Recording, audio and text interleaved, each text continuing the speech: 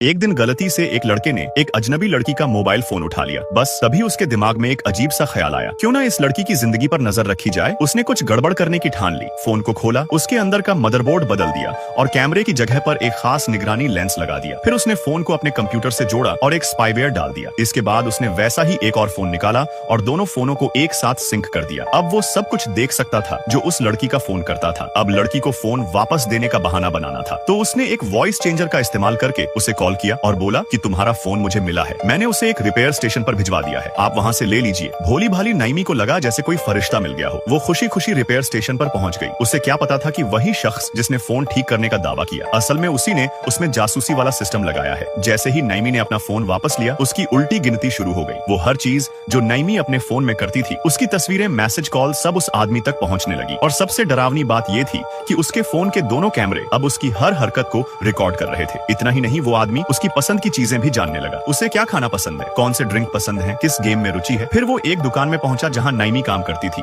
और बिल्कुल उसी ड्रिंक का ऑर्डर दिया जो नाइमी पसंद करती थी। यहाँ तक कि उसने वही गेम खेलने का नाटक किया जिसे नाइमी खेलती थी। नाइमी को लगा कि कोई ऐसा मिला है जिससे उसकी बहुत सारी बातें मिलती हैं। धीरे धीरे वो लड़का नाइमी की जिंदगी में घुसता गया। एक रात उसने नाइमी की फोन की जानकारी चुरा लिया। अगली सुबह जब नाइमी उठी तो उसे पता चला कि उसके फोन से सारी निजी जानकारी चोरी हो चुकी थी। उसका घर का पता, परिवार की डिटेल्स, सोशल मीडिया अकाउंट्स के पासवर्ड, यहाँ तक कि बैंक डिटेल्स भी। अब विकृत इंसान न सिर्फ उसकी निजी जिंदगी में घुस चुका था, बल्कि उसके पूरे परिवार को भी टारगेट करने लगा था। सबसे डरावनी बात तब सामने आई जब पता चला कि नाइमी से पहले भी वो 8 लड़कियों को इसी तरह फंसा चुका था और वो सब अब इस दुनिया में नहीं थी। नाइमी के फोटो उस इंसान के कंप्यूटर पर वॉलपेपर बने हुए थे। उसने नाइमी का घर तक देख लिया, नकली पहचान बनाकर उससे मिलने लगा, कॉन्सर्ट के टिकट देकर उसकी नजदीकियों में आया। लेकिन नाइमी को अब भी शक नहीं हुआ। सौभाग्य से उसके पापा को कुछ शक हुआ। उन्होंने उस लड़के को अपार्टमेंट से जाने को कहा और नाइमी को सतर्क रहने की हिदायत दी। लेकिन नाइमी ने उल्टा अपने पापा पर ज्यादा रोक टोक करने का आरोप लगाया और यही बात उस आदमी ने देख ली। अब उसका अगला निशाना नाइमी के पिता थे। एक दिन उसके पापा को एक मैसेज आया, माफी मांगने वाला, जिसे उन्होंने अपनी बेटी का समझकर उस पर क्लिक कर दिया। पर वो एक जाल था, उनका फोन हैक हो गया। फिर एक कुरियर आया, पापा बाहर गए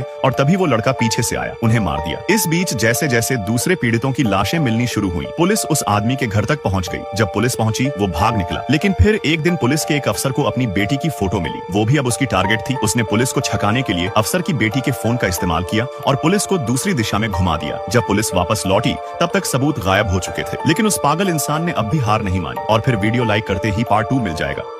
एक लड़का जो ज्यादातर पानी की जगह कोल्ड ड्रिंक पीता था, उसे नहीं पता था कि ये आदत एक दिन उसकी जान बचा लेगी। इस समय शहर के भूजल में एक अजीब वायरस घुल चुका था। पानी इतना प्रदूषित था कि जो लोग उसे पीते उनमें अजीब बदलाव आने लगता, उनकी आंखें हरी हो जाती और वो झोंबी जैसे दिखने लगते। लेकिन लड़का इसलिए बच गया क्योंकि वो सिर्फ कोल्ड ड्रिंक पीता था। उसकी बहन भी बच गई क्योंकि वह दूध पाउडर पीती थी जो उबले पानी से बनता था। उसी दिन एक प्यासे आदमी ने पानी पिया और कुछ समय बाद तुरंत सिर में तेज दर्द होने लगा। घर पहुंचकर देखा कि उसके दांत हरे हो गए हैं। वो समझ नहीं पाया क्या हो रहा है। तभी ऊपर से पत्नी की आवाज आई। जब वो ऊपर गया तो उसका शरीर अजीब बर्ताव करने लगा। वो पत्नी की ओर तेजी से बढ़ गया। पत्नी कुछ समझ पाती उससे पहले उसके गर्दन को काट दिया और वो भी झोंबी बन गई। धीरे धीरे शहर के बाकी लोग भी वही पानी पीकर संक्रमित होते गए। अब शहर में अफरा तफरी मच गई थी। जैक ने खिड़की से देखा कि पड़ोसी भाग रहे हैं। उसने माँ से पूछा क्या हुआ, लेकिन देखा कि माँ भी अजीब बर्ताव कर रही थी। पता चला कि उन्होंने सब्जी का जूस पिया था जो संक्रमित पानी से बना था। माँ का व्यवहार बदल गया था। जैक समझ नहीं पाया क्या करे, वह भागने लगा। तभी एक कार आकर माँ से टकरा गई जिससे उनका पैर टूट गया। पुलिस वाला बाहर आया, माफी मांगी और कहा कि जैक घर वापस चला जाए क्योंकि बाहर बहुत खतरा था। फिर कई झोंबी जैक की तरफ दौड़े। जैक इसी तरह माँ को घसीटकर वापस लाया और बाथरूम में बंद कर दिया ताकि वो छोटी बहन को नुकसान न पहुंचा सके। लेकिन बहन के रोने की आवाज सुनकर बाहर के झोंबी और बेचैन हो गए। जैक ने बहन के ऊपर कुछ खिलौने रख दिए ताकि वो शांत हो जाए। जैसे जैसे बहन चुप हुई, बाहर का माहौल भी शांत हो गया। अब जैक सोचने लगा